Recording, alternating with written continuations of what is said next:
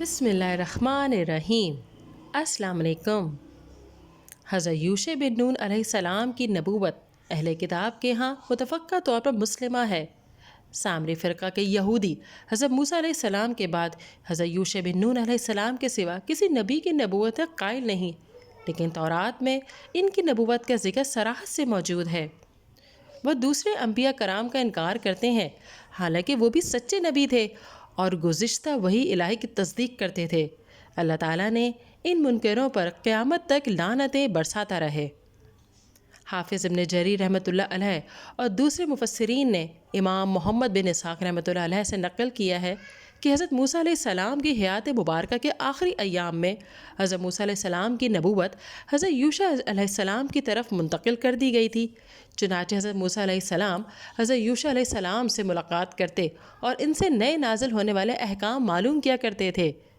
ایک دن حضرت یوشع علیہ السلام نے فرمایا، موسیٰ، آپ پر جو وحی نازل ہوا کرتی تھی میں تو آپ سے دریافت نہیں کرتا تھا، حتیٰ کہ آپ خود اپنی مرضی سے مجھے بتا دیتے۔ آپ بھی مجھ سے نہ پوچھا کریں، میں خود ہی جب مناسب سمجھوں گا بتا دیا کروں گا۔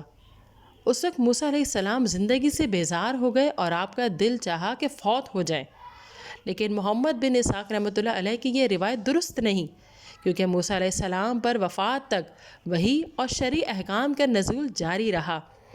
آپ کو اللہ تعالیٰ سے ہم کلام ہونے کا شرف حاصل رہا۔ آپ اللہ کی نظر میں ہمیشہ معزز رہے۔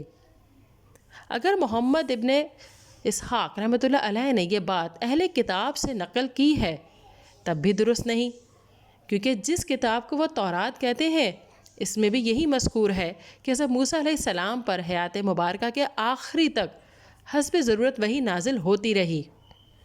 موسیٰ علیہ السلام کی طرف منسوب تیسری کتاب گنتی میں ہے کہ اللہ تعالیٰ نے حضرت موسیٰ اور ہارون علیہ السلام کو حکم دیا کہ وہ بنی اسرائیل کے ہر قبیلے کی مردم شماری کریں اور ہر قبیلے کا ایک سردار مقرر کریں۔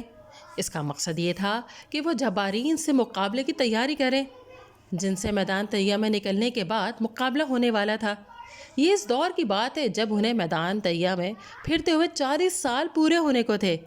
اسی وجہ سے بعض علماء نے فرمایا ہے حضرت موسیٰ علیہ السلام نے ملک الموت کو تھپڑ اس لیے مار دیا تھا کہ آپ نے انہیں اس شکل میں پہچانا نہیں تھا، اور یہ وجہ بھی تھی کہ آپ کو ایک کام کا حکم ملا تھا اور آپ کو یہ امید تھی کہ وہ کام آپ کی زندگی میں پورا ہوگا، یعنی بیت المقدس کی فتح۔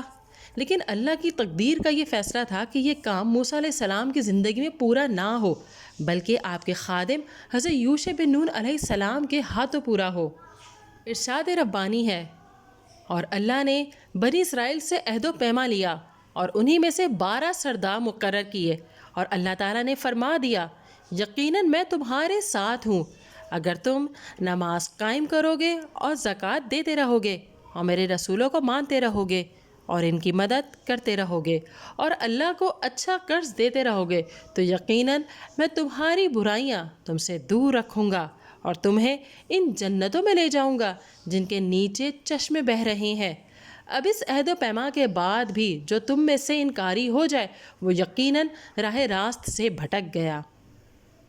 ناظرین، مطلب یہ ہے کہ اگر تم اپنے فرائض ادا کرو گے اور جہاد سے اس طرح پہلو تہی نہیں کرو گے جیسے پہلے انکار کیا تھا، تو اس نیک عمل کے ثواب کی وجہ سے اس گناہ کی سزا معاف ہو جائے گی۔ انہوں نے یہ وعدہ پورا نہ کیا جس پر اللہ تعالیٰ نے ان کی مذمت فرمائی۔